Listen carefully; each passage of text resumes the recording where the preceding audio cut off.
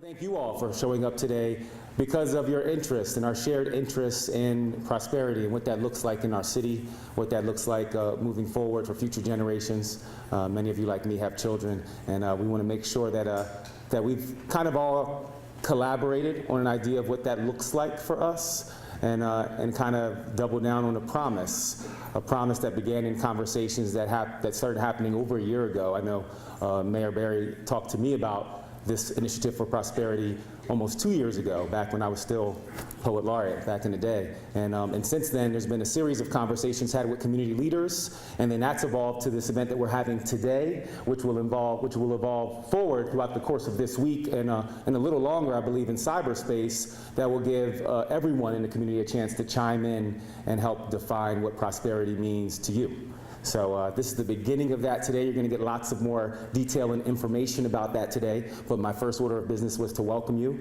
And I get to bring up a special friend of mine, another poet, who gets to even welcome you artistically and creatively. So I would like to introduce a longstanding championship poet. She's also recognized this year as the Outstanding Young Nonprofit Professional of the Year. Did I get that right, Chaz? Okay.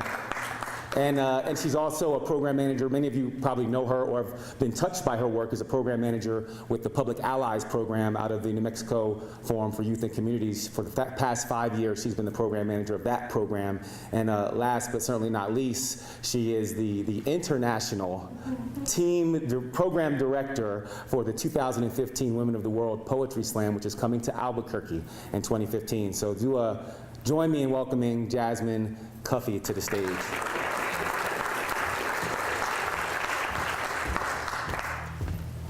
Thank you so much, Hakeem. Welcome, everybody. I'm so happy to be here today to talk a little bit and listen about prosperity here in New Mexico. I'm going to open up with a poem.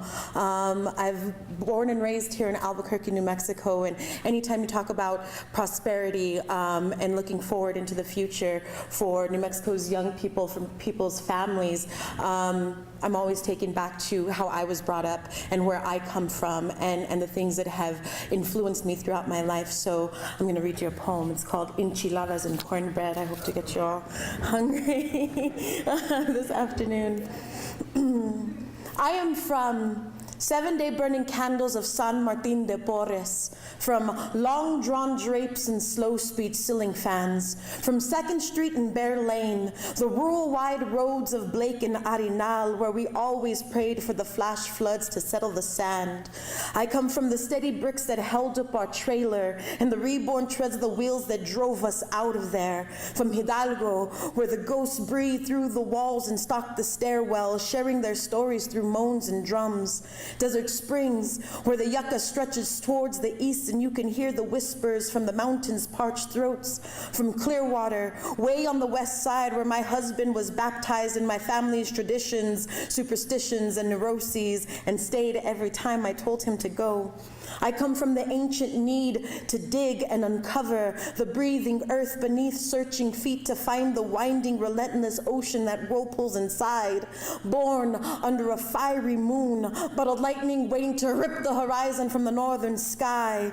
I come from an unflinching, God-fearing woman. Never goes to church on Sundays, but will always pray for you because she knows you never have the time. A goddess who's out of breath from laundry, bills, dishes, and grandkids. This house is always a mess. Her unyielding patience. I'm from hand-me-downs and pickup sticks, scraped knees and band-aids, birthday parties and department store Christmas trees.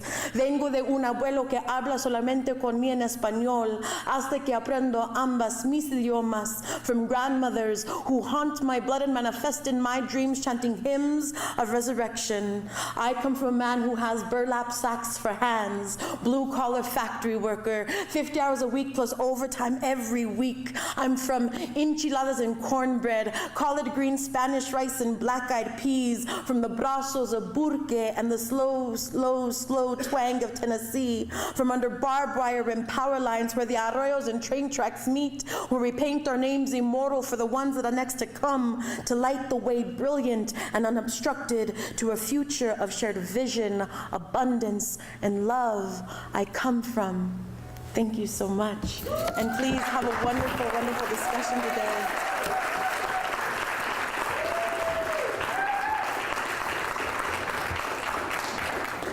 So my job also as your host MC today is also to continue to help prime that pump. So I think you all being here today for this kickoff event is you get to go out and be ambassadors and get people who grew up where you grew up, people who talk and think like you, and people who don't talk and think like you, and inspire them to go fill out these surveys, be part of these community discussions that you're going to hear more about. But these things that Jazz is talking about in her poem, these relationships are part of prosperity.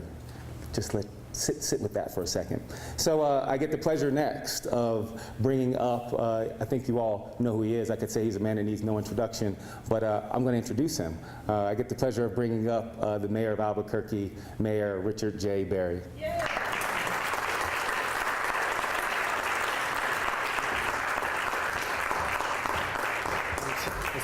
Thank you.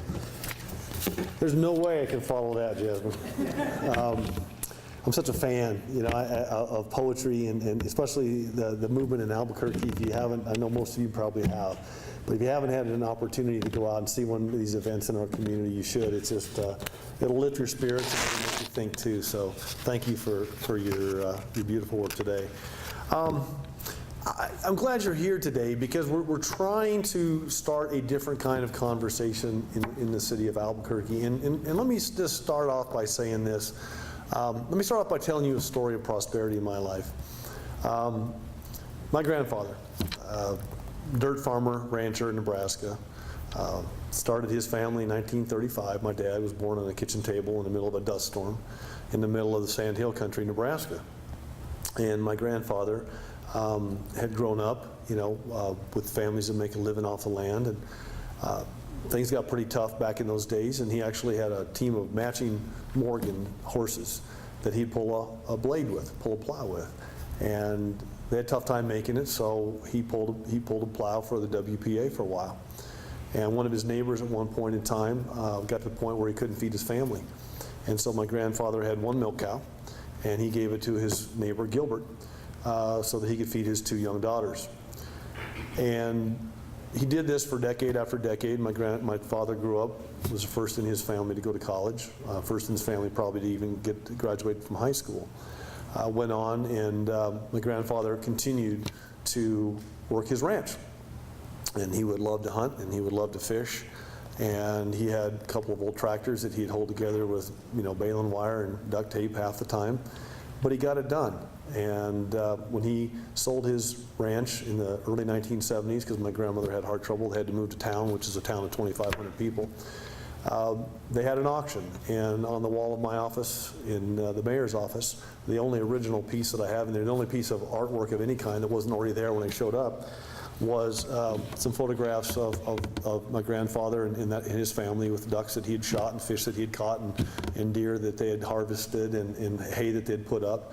And when they sold, at the day of the sale, everything that they sold could fit on a place of paper about that big. And he was maybe one of the most prosperous people I've ever known. So when I came to the point in my life where I got a chance to serve in the New Mexico legislature, and I got to go to Santa Fe, and I took my experience as a kid that grew up in the Midwest and came to a big city, and went to school here at UNM.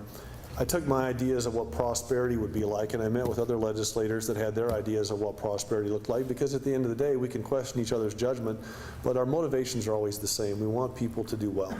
Elected officials, I don't care what party you're from, whatever, people are doing it because they want people to do well. They want people to prosper. But about 2 years into my first term as a mayor, it became really evident to me that if we're going to put forward plans and policies to help people prosper, we better ask people what that looks like for them, because it looks different to everybody. And so much of the policy that gets made, including out of the mayor's office and in Washington, D.C., and at the state, at the Roundhouse and others, come from legislators and others' preconceived notion of what prosperity should look like. So prosperity is only going to college, or prosperity is only making $1 million, or prosperity is only living in a McMansion, or prosperity is only that. I think we're missing the boat, and we're missing it by a long way. And it's almost, it's, I don't want to use the word arrogance because that's not the right word, but it doesn't get us in touch with the people that we are here as public servants to serve. So a couple of years ago, I asked the Kellogg Foundation, and Kara Carlisle and her group have been wonderful partners for me and my administration. And I said, I would like to start a conversation that I don't know that anybody in the country is having. And that is a really deep conversation in the community about what prosperity looks like, so that we can hear from those that we serve what they think prosperity is about, so that we can then craft solutions around that, not our preconceived notions or not about our own personal ideas. So we convened a meeting about a year and a half ago, and I invited everybody that I could think of to the table that had never been across the table from somebody else. So we always have these dialogues about what does the Chamber of Commerce say, what does Voices for Children say, what do activists say, what do business people say, what do, how does this work? So for the first time, we were able to bring people that traditionally weren't sitting down at the table and having this conversation. What are the challenges for prosperity? First of all, what is it? And then what are the challenges? And it was one of the best meetings I think I've had as a mayor. So we are continuing this process, and like lots of things, it goes slower than I'd like in government to get to a point where we're having these conversations. But where we are today is about 2 years into the making, and we really want to talk to our community about what that looks like. And so we need your leadership. We need to have a really candid and open dialogue about this, and it's not about lowering someone's expectations, and it's not, and when I tell you my grandfather was prosperous, people say you're crazy. God, that's the definition of dirt poor.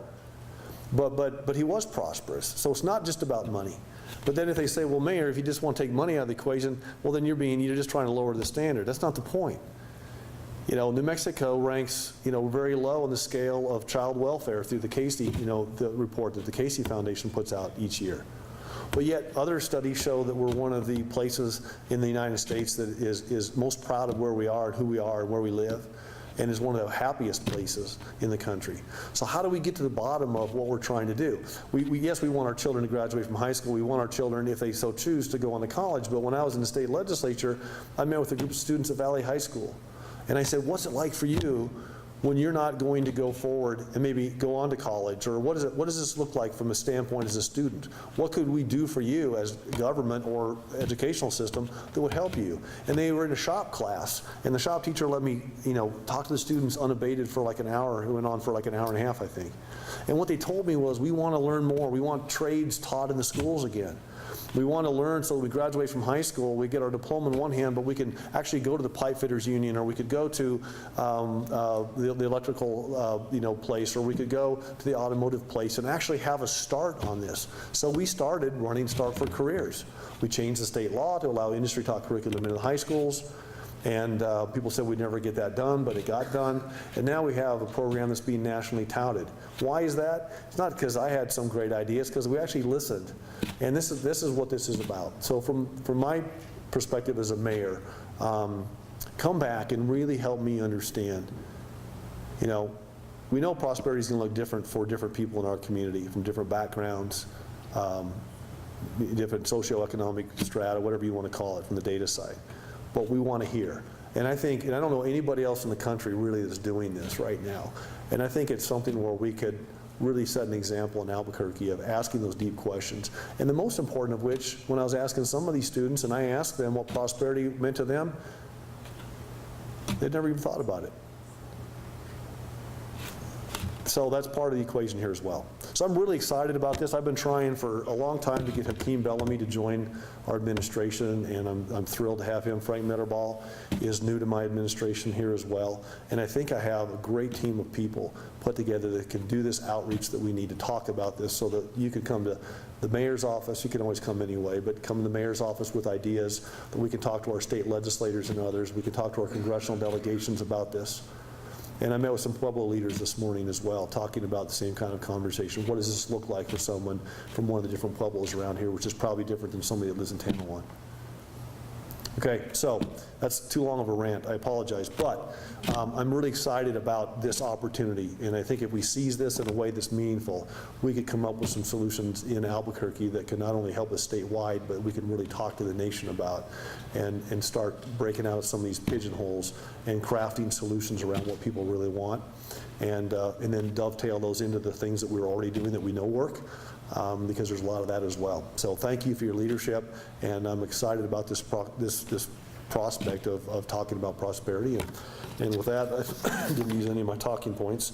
Oh, the last thing I was going to say is that we've all heard about President Obama's My Brother's Keeper initiative. So I got invited by the White House to be at the White House for the announcement of My Brother's Keeper. So I was there on that day, and there were a lot of celebrities there, and there were a lot of, Trayvon Martin's parents were there, and Al Sharpton was there, and Bill O'Reilly was there. It was just like this whole mix of people in the room. So it tells me that the nation's hungry for this discussion as well. So let's do this, and we'll incorporate this into some of the work. We've signed on as an early adopter with President Obama to work on My Brother's Keeper initiative in Albuquerque. I was there from the beginning. We're going to continue that. It's separate from this, but I think the two go together very well. I think we've got a good head start on it here in Albuquerque. So thank you for engaging with us in this really important dialogue, and I really look forward to having this community conversation over the next few months moving forward. So thank you.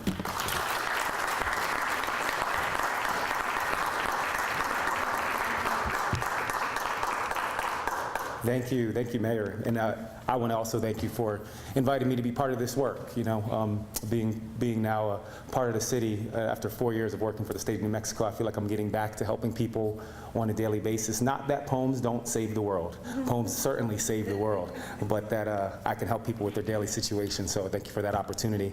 And it's a good segue into another artist I'm going to bring to the stage. I feel like we have all these artists on the podium today. For those of you who don't know, the mayor plays a mean guitar. I actually saw it. I saw it at the Mayor's Charity Gala last year. But the next gentleman I get to bring up is also a musician, but that's not why he's coming here today. He's coming here today as the Director of Collective Impact for the city of Albuquerque. And he's going to tell you a little bit more of the how. So the mayor came up and told you why the city is trying to get to this destination of prosperity. Frank's going to give you a little bit more of the how. We're going to try to get all of us involved and everybody we know involved to get there. But the destination still lies with you. What that looks like, when we arrive at prosperity, is going to be the result of what's happening this week and moving forward. So to talk more about that, I'd like to bring up Dr. Frank Mirabal.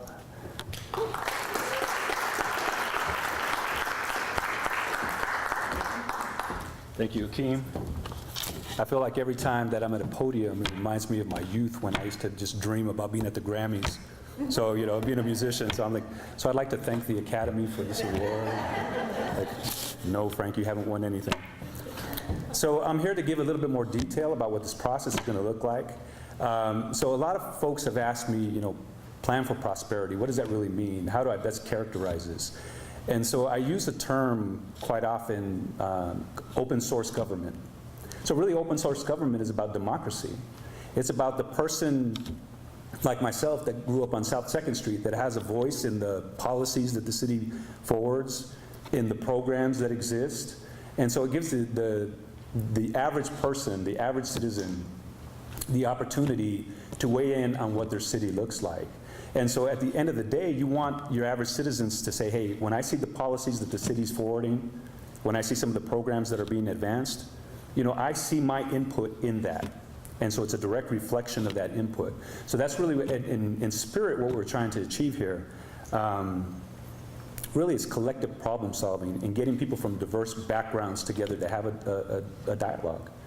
So there's 3 phases to this work, and I'll try not to get too wonky in describing it. So is Everett's here, right? Everett Hill?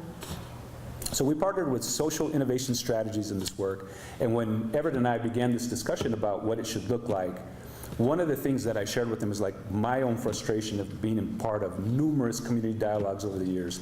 And I was like, Everett, I've been involved in all of these community conversations. I've even shared it with Ian on different occasions. I've been part of all of these community conversations, but whatever happened with that data?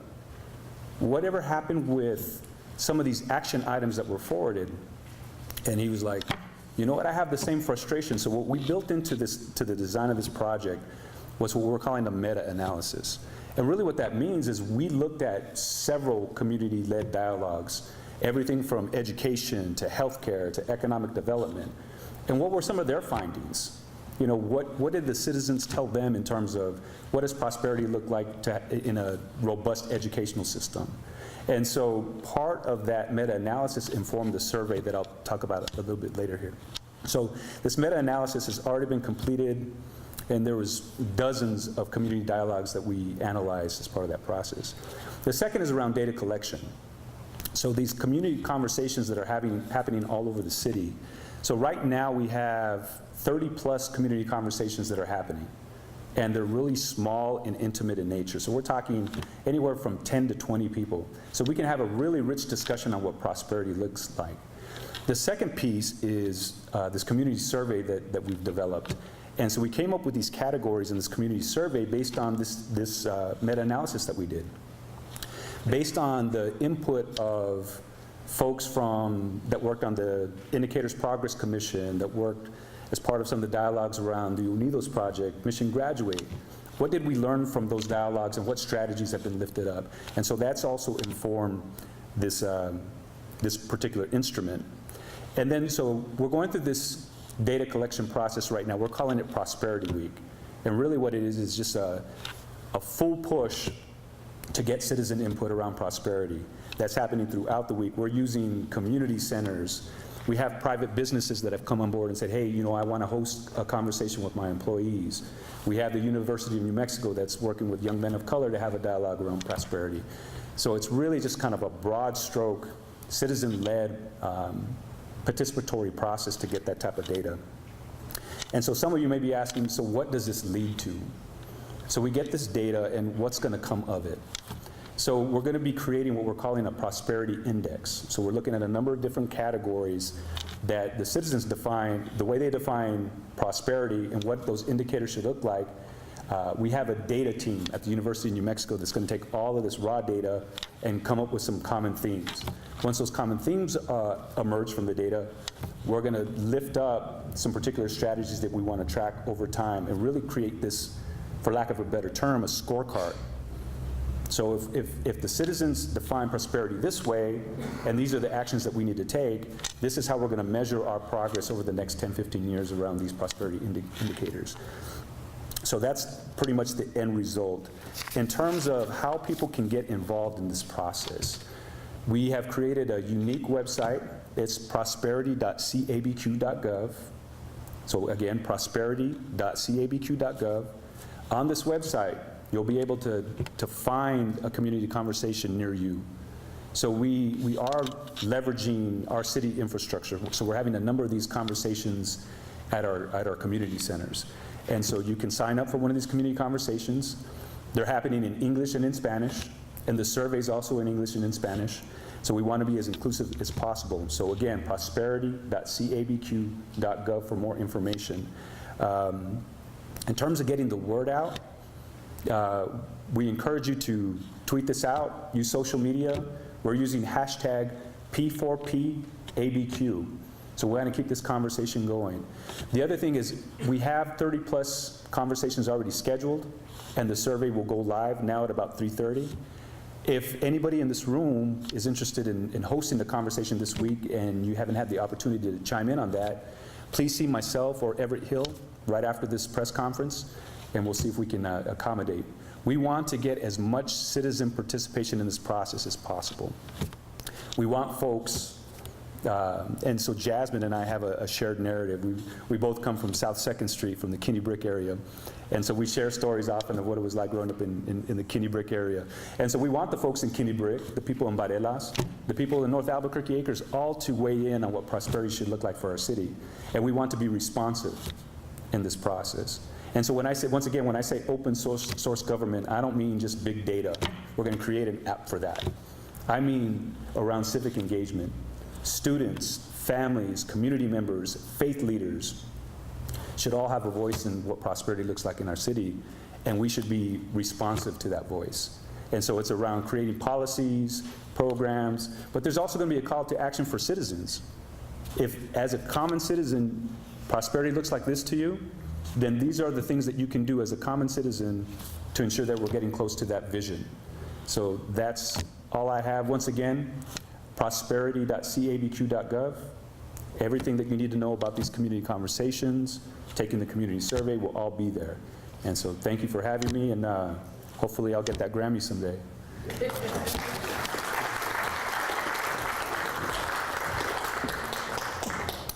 Thank you, Dr. Mirabal. I want to take a moment before we close here to acknowledge those people who served on the advisory council. So those conversations have been happening for a year or so now. If you're in the room, just stand up and be acknowledged, please. There we go. I saw a hand. I saw a couple hands. And now, if you are actually on the planning team for this event that's been working with Everett and Frank, and you've been meeting furiously over the past few weeks, stand up or raise your hand and let yourselves be known. There was a lot of hard work that went into getting us here today, so thank you. So you kind of have your marching orders now, right? We really appreciate the turnout here today. I don't want to undress us from the stage, but we ran out of agendas, which is a good problem to have. That means that there are people that are really concerned with the future of prosperity in this city, but there's more work to do. We have to spread the word. As Frank said, please speak with him or Everett if you're interested in hosting one of these conversations. And just to close, I would like to say that, there's an idea called prosperity consciousness that I've been reading about, and some of you know what that is. If you're new agey poets like me, you're into this idea that you can think and focus and concentrate on prosperity, and I certainly believe in all that. And it's nice to have that vision, but what's even better than having that vision is having a plan. So I think what's cool about this particular initiative is that we get to define where we want to go, and then we get to make a concrete plan that holds all of us accountable to whether we get there and how much progress we make towards that goal in the next 10 to 15 years. So I encourage you to do that, #P4P ABQ, and we thank you all for coming out today. Thank you.